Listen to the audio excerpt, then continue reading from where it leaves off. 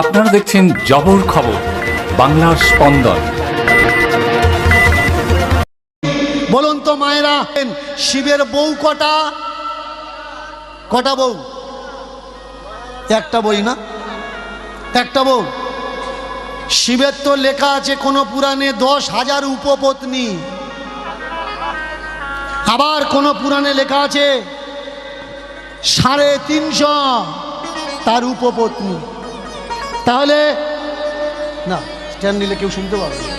তাহলে উপপত্নী যার এত, মানে পত্নী ছাড়াও যার উপপত্নী থাকে, বলুন তার চরিত্র ভালো হয় না খারাপ হয়?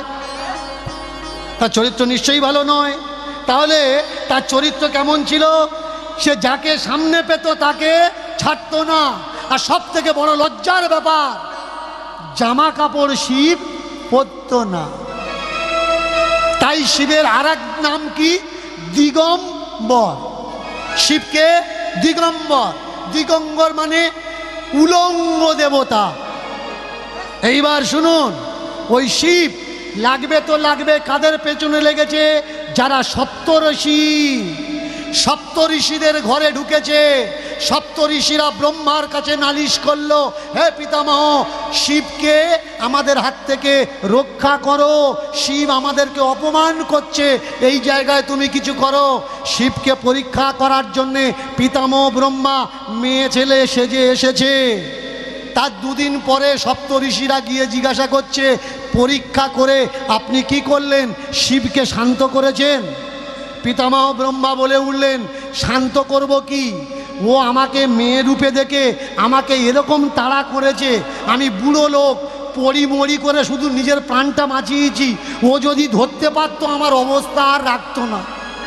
বলে তাহলে ও জব্দ করবে কে? বলে বিষ্ণুকে বলো, যদি ওকে জব্দ করতে পারে। সপ্তঋষিরা বিষ্ণুর আশ্রয়ী হলো। এটা আমার মুখের কথা না, পুরাণের কথা, কখনো পড়ার দরকার। সপ্তঋষিরা বিষ্ণুর আশ্রয়ে গেলে বিষ্ণু কি বললেন? বিষ্ণু বললেন, যেটা দিয়ে ঝামেলা, যা দিয়ে অশান্তি, ধরো কেটে বাদ দাও। ব্যাস, সপ্তঋষি স্ত্রীরা মিলে, সপ্তঋষিরা মিলে বহু চক্রান্ত করে তার শরীর থেকে তার লিঙ্গকে বাদ দেওয়া হলো। কিন্তু ওই লিঙ্গের তেজ যেমন পৃথিবীকে ধ্বংস করে দিচ্ছে, বিষ্ণু বলল পাথর দিয়ে থেঁতে নষ্ট করে দাও। পাথর দিয়ে থেঁতা হলো, কিন্তু নষ্ট হলো না। পরে সতী যোনি রূপ ধারণ করে সেই লিঙ্গকে ধারণ করেন। এ যে বড় লজ্জার ব্যাপার। হে ভগবান বিষ্ণু, এই লজ্জা পৃথিবীতে লুকাবো কি করে? বলল বেলপাতা দাও, দিয়ে ঢাকা দাও। এই লজ্জা মানুষের দেখার দরকার নেই। শিবলিঙ্গের মাথায় বেলপাতা কেন দেওয়া হয়? যাতে এই লজ্জা ঢাকা থাকে। কিন্তু আমার সমাজের মা বোনেদের কোনো লজ্জা নেই। রাত্রে না খেয়ে থেকে 4 টাইম গিয়ে জল ঢালছে।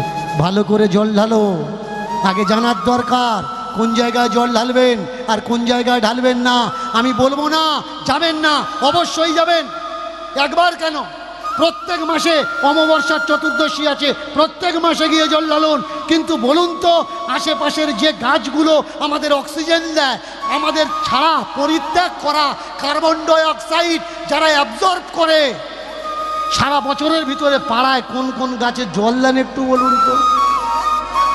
অ্যাকচুয়ালি যারা আমাদের উপকার করছে প্রত্যক্ষভাবে পরোক্ষভাবে, আমরা তাদের কারোর খেয়াল রাখি না।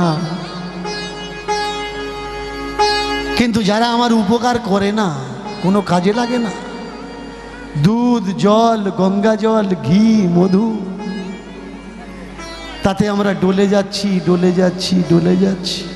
আমার বলার উদ্দেশ্য এই নয় দেবেন না, কিলো কিলো ঘি দিন, কিন্তু কখনো কখনো গাছের গোড়াতেও তো জল দিন। এইসব সত্যগুলো জানানোর জন্য কে এসেছিলেন? আমার Mahaprabhu.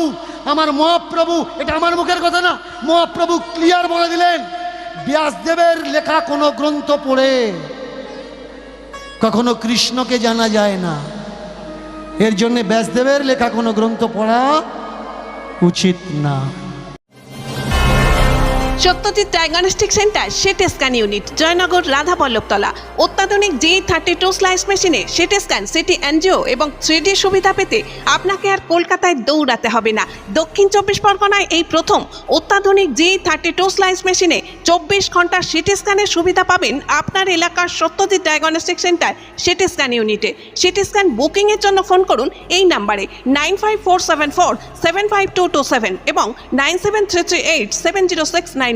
Satyajit diagnostic centre CT scan unit, Joynagar, Radhaballavtala.